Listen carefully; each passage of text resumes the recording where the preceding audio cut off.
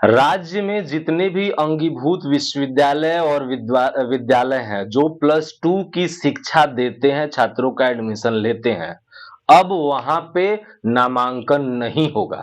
यह guideline Jharkhand high court का है।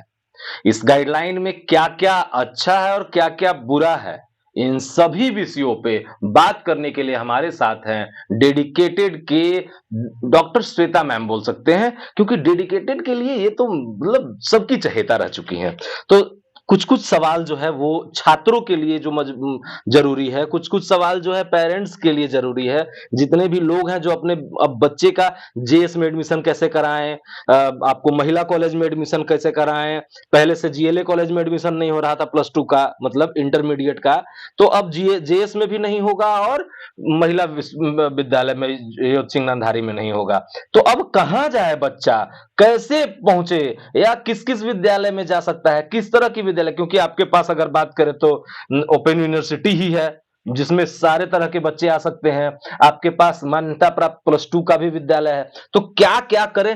पहले गार्जियन को समझाइए कि कहाँ जाएगा आदमी? हाँ, थैंक यू दीपक जी।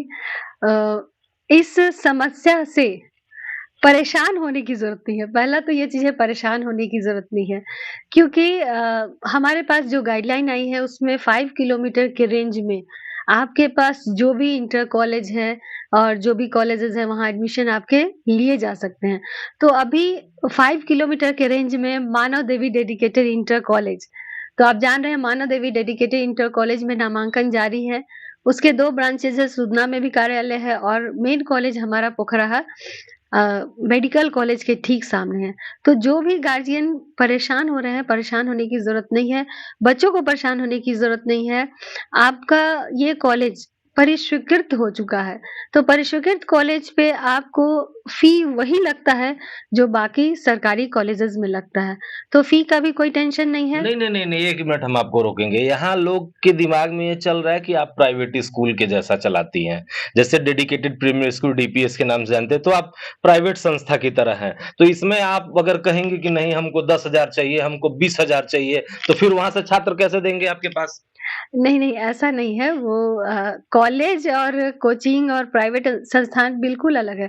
मैं सिर्फ़ मानव देवी डेडिकेटेड इंटर कॉलेज की बात कर रही हूँ, जहाँ पे साइंस, आर्ट्स, कॉमर्स में बच्चे नामांकन लेते हैं और अपना 12th की डिग्री यहाँ से प्राप्त करते हैं। तो ये जो नामांकन फ़ी है, वो बिल्कुल ही सरकारी दर पर ही हो रहा है।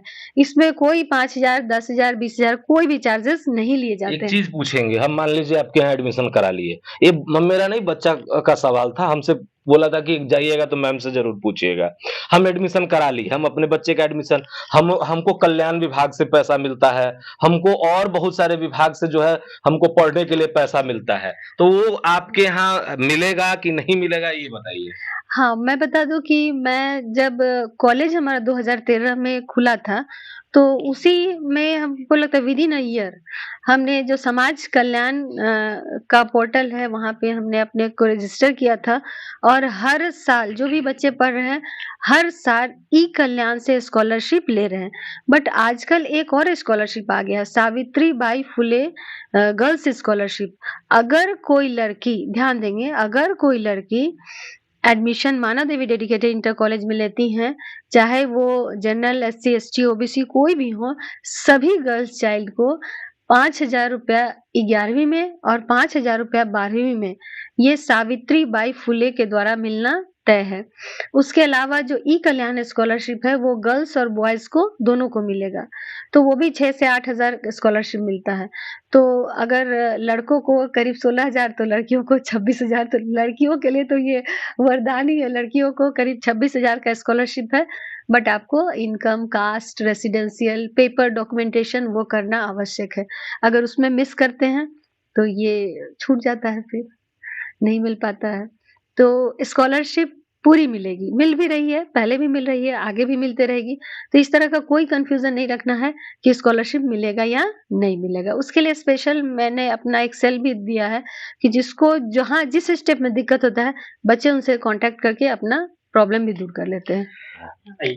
तो मैम एक सवाल और रहेगा, बच्चों के द्वारा ही रहेगा और पेरेंट्स के द्वारा। ये चीज़ बताइए कि जैसे हम सीबीएसई से पढ़े हैं, हम आईसीआईसी बोर्ड से पढ़े हैं, हम एनसीईआरटी बोर्ड से पढ़े हैं, तो क्या आपके यहाँ एडमिशन ले सकते हैं? हाँ, मैं बता दूँ कि पिछले सालों में हमने बहुत सारे बच्चों को पढ़ाया है। एक लड़की अनु पंजाब से आई थी, पंजाब बोर्ड था, कुछ बच्चे छत्तीसगढ़ बोर्ड के आए थे, बिहार बोर्ड से बच्चे आते हैं।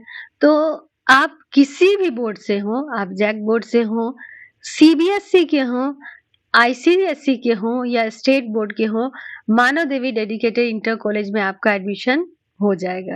एक चीज़ हम देखें अभी, एक बच्ची थी जो टॉप की थी, वो आर्ट्स से टॉपर थी। आपके यहाँ लेकिन इंग्लिश मीडियम फैकल्टी इंग्लिश था।